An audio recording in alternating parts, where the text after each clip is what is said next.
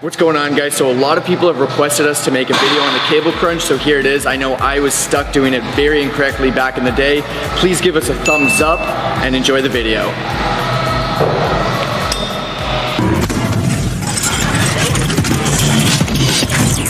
First and foremost, as you guys know the drill, we're going to 3 common mistakes. The first one, this is going to be opposite to all the other videos we make. You don't want to retract that scapula. This is the one time you want your spine completely bent.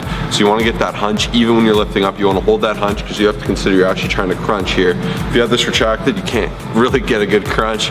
You need this forward to be able to squeeze into that crunch. And that is number one. As you can see, Kyle's doing it here.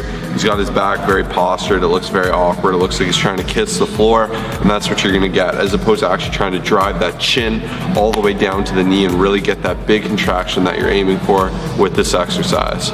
Number 2, guys, is trying to kiss the floor. This is the most common mistake because you're actually completely screwing up your range of motion. Think of a crunch, you're trying to drive yourself all the way forward towards your knee. This is the exact same thing, it's just a different plane of motion coming from the top. So you want to start with that back hyperextended, and as you guys can see, I'm driving that chin inward. Looks a little silly, I look very hunched, but that's what's going to give me that squeeze. And then kind of like a 2.5 of sorts is to hold the squeeze. You need to play around until you actually feel the squeeze and you feel all of your abs being worked. If you're going too heavy, you're really going to screw yourself up because you're not going to get the contraction you need to make this exercise worthwhile. If you're going too light, you're not going to feel anything. You're going to have to rep it for days, and that is another huge issue. So really drive that chin inwards, kind of push everything down, really squeeze in that stomach and focus on that mind-muscle connection. Common mistake number 3 is distance. I find so many people like to go way too close. By going too close, like literally up to here, it's going to be limiting your range of motion. And a lot of people think they're going to be working their abs more by going far back here. This is also going to be limiting your range of motion. So I highly recommend finding your sweet spot, making sure to get a nice squeeze, a nice contraction, and not limiting your range of motion, getting the most out of this exercise.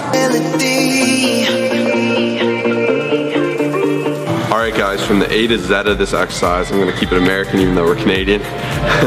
We're going to start from setup to finish. So first and foremost, there's 2 kinds of setups. Some people go high knees, kind of closer knees.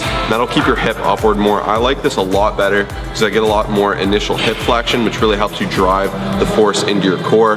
Whereas the people that have their feet really separated and wide, I find can get a lower range of motion. And a lot of people say to keep your butt down, but I recommend kind of keeping it up, but keeping your hips under flexion to where you can drive into the core, because that's where that whole exercise lies. Like even if you're just standing, you look a bit dumb, but you got to learn how to squeeze into that core. And I find by starting with that hip flexion and then driving inward into your core region, you're going to get an amazing contraction.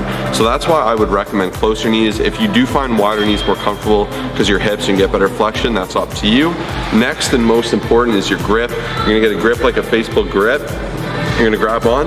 Now here, I really recommend pulling it down all the way to the shoulder. Some people say head, but I find when you let it stretch and move, it's easy to start overcompensating by pulling through your arms with your lats, and that's not what we're going for. We want that right on the ab.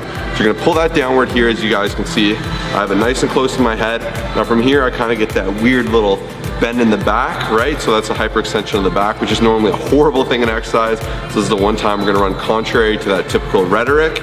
But here, past that, I'm driving the chin inward, and I'm trying to put a lot of force on my abs and keep that all the way down to a huge contraction. You guys can see, I like to hold and make sure I'm really isolating the muscle. But on the way up, you're gonna wanna go to where you feel your abs nice and extended. Not overextended, you don't wanna go too high, that's another common issue. You wanna go just where they're fully stretched out and fully contracted, just like any other muscle. Just like a bicep, you extend, you contract, and that's all it is. And with anything you do, that's what's important. But for this one, above all, play around with things, give it a try, and make sure you're actually feeling your abs when doing this exercise. Thank you guys so much for checking out this video. If you liked it and you learned something, please smash that like button. It really helps us out. Drop a comment, say what's up, say you liked it. Any questions or comments you have, we're happy to answer. We have a lot of other great how-to videos, so I recommend you check out our how-to playlist. That's the first link in the bio. Second, we also offer online fitness coaching. If that's something that interests you, you want to take your fitness to the next level. We do macronutrient coaching, programming, form evaluation, constant support, oversight. We're here for you if that's something you're interested in. Click the second link, watch the video, read the details. We'd love to work with you. Until next time, guys, peace.